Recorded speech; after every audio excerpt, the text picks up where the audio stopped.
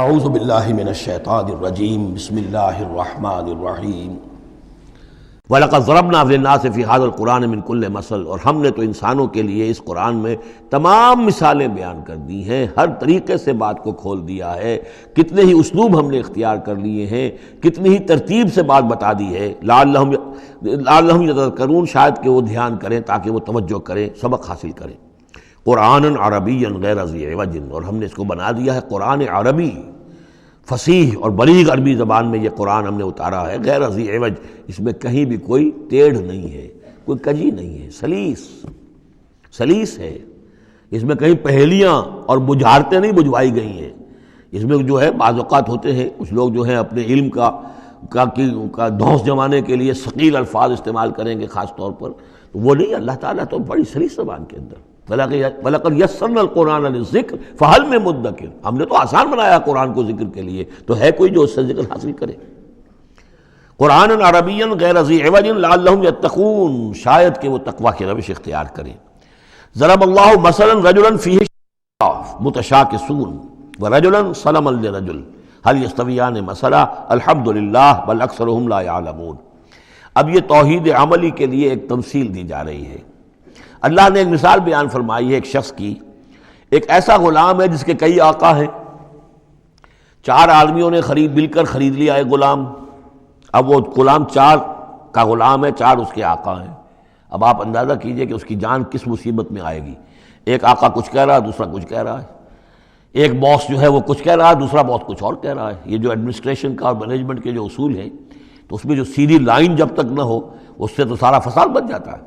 اب وہ جو بیچارہ غلام ہے جسے چار آقاؤں کو خوش کرنا ہے، اس کی تو جان ہر وزیر کے اندر ہے۔ وَرَجُلًا سَلَمًا لِرَجُلٍ، اور ایک شخص ہے جو پورا کا پورا ایک شخص کا غلام ہے۔ تو ایک آقا کو راضی کر لینا، اس کی خدمت کرنا، اس کو مطمئن کرنا کتنا آسان ہے، جبکہ ایک سے زائد آقاؤں کو مطمئن کرنا اور خوش رکھنا اور ان کی خدمت کا حق ادا کرنا بہت مشکل ہے۔ یہی شرک اور توحید کا معاملہ ہے۔ ایک اللہ کے بندے بن جاؤ، اسی میں سکون ہے، اسی میں اطمینان ہے، اسی میں چین ہے، ذہنی سکون اور قلبی اطمینان بھی اسی میں ہے، روحانی سکون بھی اسی میں ہے۔ اور جب تم یہ کہ یہ شرک اور بہت سے دیوی اور بہت سے دیوتا، تو ہر وقت جو ہے وہ جان کانپتی رہے گی کہ ایک دیوی راضی ہو رہی تو دوسری ناراض ہو رہی ہے، اور ایک دیوتا جو ہے اس کی کوئی ڈنڈوت کی ہے تو دوسرا ناراض ہوگا کہ میرے ہاں کوئی چڑھاوا نہیں چڑھایا، تو یہ تو ان کی جان تو ہر وقت جو ہے مصیبت کے اندر رہے گی۔ ضرب اللہ مثلا رجلا فیہ شرکاء متشاکسون، اور وہ شریک جو ہے اس کے آقا وہ زندی بھی ہیں، ایک دوسرے کے ساتھ اراد رکھنے والے بھی ہیں، تو اس کا کیا حال ہوگا اس غلام کا جو ان چار آقاؤں کا غلام ہے۔ وَرَجُلًا سَلَمًا لِرَجُلٍ، اور ایک جو غلام وہ ہے، ایک شخص وہ ہے کہ جو ایک ہی آدمی کا غلام ہے۔ هل یستویان مثلا، کیا یہ برابر ہو سکتے ہیں مثال میں؟ الحمدللہ، کل تعریف اللہ کے لیے، یعنی یہ کہ صاف بات ہو گئی کہ توحید ہی صحیح راستہ ہے، بل اکثرهم لا یعلمون، لیکن یہ کہ ان کی اکثریت علم نہیں رکھتی۔ انک میت وانہم میتون، اے نبی آپ کو بھی وفات پانا ہے، موت آپ پر بھی وارد ہوگی اور یہ سب بھی مریں گے۔ ثم انکم یوم القیامۃ عند ربکم تختصمون، پھر تم اپنے رب کے پاس قیامت کے دن آپس میں جھگڑو گے۔ کیا جھگڑو گے؟ حضور کہیں گے کہ میں نے تو یہ ان کو بتا دیا تھا سارا کچھ، اللہ جو تو نے بھیجا تھا میں نے پہنچا دیا تھا۔ ان میں سے ہو سکتا ہے کچھ کھڑے ہو کر یہ پلی لیں کہ نہیں مجھ تک بات نہیں پہنچی تھی، یہ جھگڑا ہوگا پھر، کیونکہ اللہ تعالیٰ نے تو بھیجا محمد رسول اللہ صلی اللہ علیہ وسلم کو، اور جواب دہی ان سے بھی ہوگی۔ سورہ اعراف کی آیت نمبر 6 بڑے اہم آیات میں سے ہے وہ قرآن مجید کے، فَلَنَسْأَلَنَّ الَّذِينَ أُرْسِلَ إِلَيْهِمْ وَلَنَسْأَلَنَّ الْمُرْسَلِينَ، ہم ان سے بھی پوچھیں گے جن کے طرف رسولوں کو بھیجا، اور ان سے بھی پوچھیں گے جنہیں رسول بنا کر بھیجا۔ تم نے ہمارا پیغام پہنچا دیا تھا؟ یہ ہم نے پہنچا دیا تھا۔ اسی لیے حضور نے گواہی لے لی تھی حجۃ الوداع میں، الا هل بلغت، لوگوں میں نے پہنچا دیا کہ نہیں؟ اور پورے مجمع نے کہا انا نشہد انک قد بلغت وادیت ونصحت، ہاں حضور ہم گواہ ہیں، آپ نے حق تبلیغ ادا کر دیا، حق خیرخواہی ادا کر دیا، اور آپ نے حق امانت ادا کر دیا۔ پھر آپ نے اللہ کی سے خطاب کرتے ہوئے آسمان سے بھی اشارہ کیا، انگلی سے اشارہ کیا آسمان کی طرف، اللہم اشہد، اللہم اشہد، اللہ تو بھی گواہ ہے، یہ مان رہے ہیں کہ میں نے پہنچا دیا۔ پھر آپ نے فرمایا فَلْيُبَلِّغِ الشَّاهِدُ الْغَائِبَ، اب میں نے تو تمہیں پہنچا دیا ہے، تمہارا فرض ہے کہ تم پہنچاؤ ان کو جو یہاں موجود نہیں ہے۔ یہ ہے سلسلہ جو شروع کیا ہے، یہ گویا کہ جو میں نے کل بتایا تھا رسول و رسول اللہ ہے۔ اب گویا کہ پوری امت جو ہے وہ اللہ کے رسول کی رسول ہے۔ اللہ کے رسول نے باقی پوری نوع انسانی کے لیے اپنی امت کو یہ کام سونپ دیا ہے کہ جیسے میں نے تمہیں پہنچایا تھا تمہیں پہنچانا ہے پوری نوع انسانی کو۔ تو پوری امت گویا کہ رسول و رسول اللہ ہے، اللہ کے رسول کی رسول، کہ اللہ نے بھیجا محمد کو اور محمد نے وہ ذمہ داری ان کے اپنے کندھے سے ان کے کندھوں پر منتقل کر دی۔ یہ ہے صورتحال جس کو دو جگہ قرآن میں کہا گیا۔ سورہ حج میں بھی ہم پڑھ چکے، هو اجتباکم وما جعل علیکم فی الدین من حرج الی قولہ تعالی لیکون الرسول شہیدا علیکم وتکونوا شہداء علی الناس۔ اور ادھر سورہ بقرہ کے اندر کہہ دیا گیا ہجرت کے ادھر ہجرت کے ادھر، یہ دونوں صورتیں ہجرت سے متصلاً قبل حج اور ہجرت کے متصلاً بعد البقرہ۔ اور ادھر کیا آ گیا وَكَذَلِكَ جَعَلْنَاكُمْ أُمَّةً وَسَطًا لِتَكُونُوا شُهَدَاءَ عَلَى النَّاسِ وَيَكُونَ الرَّسُولُ عَلَيْكُمْ شَهِيدًا، صرف ترتیب بدلی ہے۔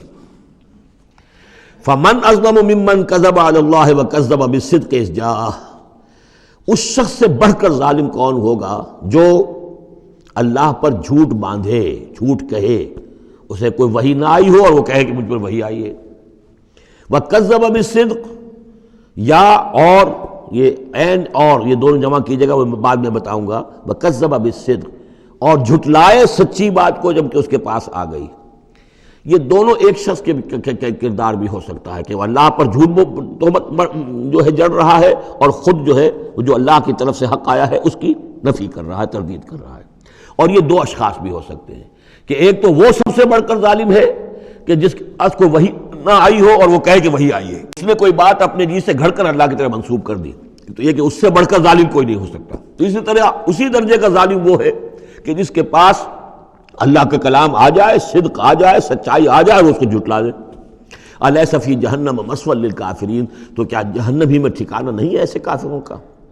اب اس کے برعکس دیکھیے والذی جاء بالصدق وصدق بہ، یہاں بھی یہ دونوں احتمالات ہیں۔